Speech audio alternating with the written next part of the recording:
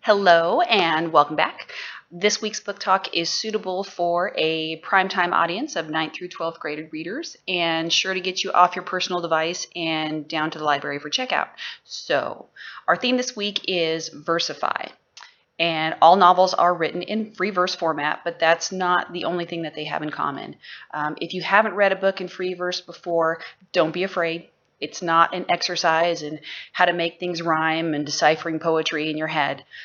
Free verse is really just a paring down to the essential elements of the story. It's getting rid of all the extra dialogue and the long descriptive paragraphs and information and really getting to the heart of what moves the story forward. So the benefits of free verse or novel in verse format is that you really get to connect with the subject matter. You get to connect with the characters on an emotional level, and very quickly for that matter. The books are usually very, very fast reads. So let's get started.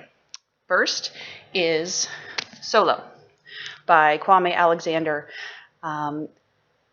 Also, Mary Rand Hess is the contributing author on this one as well. This story is about Blade. Blade is a young man about to go off to college and get as far away from the life he knows as possible. From the outside, you'd think he has everything. He's got a famous musician father, he's got cars, money, fame, everything you think that he would want. But the problem is that he couldn't be more unhappy. His father's addictions and publicity antics have put him in the spotlight over and over again. And he can't take it anymore. Just when you think that it can't get any worse, Blade discovers that there is a terrible family secret that is about to turn his world upside down. So if you have any interest in music or how it weaves itself into our lives, you will like this book. If you don't have interest in music, you might be surprised to learn that this book will give you a fresh perspective and might even have you Googling some songs that you wouldn't think you would be listening to. So if you read this book and you are clamoring for more, try The Scar Boys by Len Vlahos. That is written in traditional novel format, but it's about a boy who's badly scarred and manages to get through high school and start a punk rock band with his high school classmates. Also, the connection to music and the search for identity is what ties those together. If you dig the verse format and you want to try some more of that, then try it with something unexpected. Try Bull. That one's by David Elliott, and that's a totally modern twist on the Theseus and the Minotaur story. Yes, the mythology stuff from 7th grade, if you remember that. It's better than Crib Notes, trust me.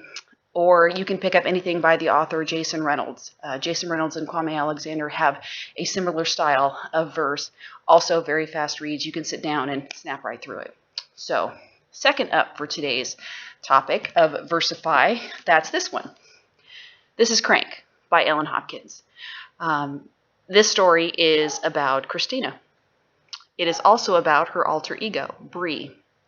Christina is a model high school student, and Bree is addicted to crystal meth.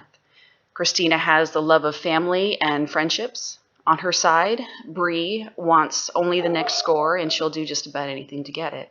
So, who wins this battle? You'll have to read it and find out. One of the things I love about this format, this novel in verse, is its ability to tackle very tough subjects and present them in a very realistic light.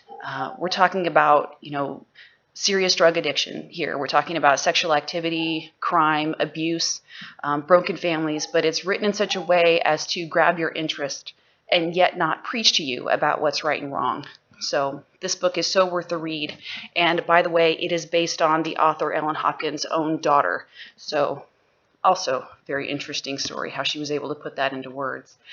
If you were drawn into the battle between Christina and Bree, then read the next two books in the series, Glass and Fallout are the next two books in this series.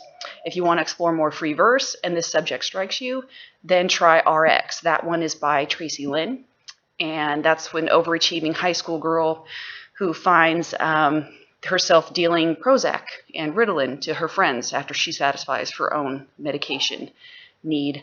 Or tried reading one you might already be familiar with, and that's called Recovery Road.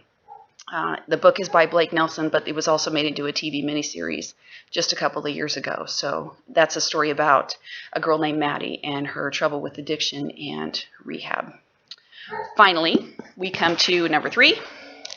This is The Poet X by Elizabeth Acevedo.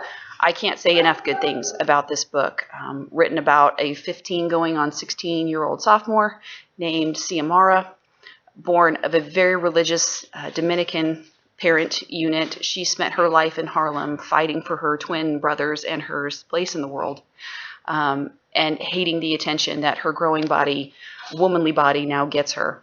But deep inside, she has so much she wants to say that all her fighting never expressed.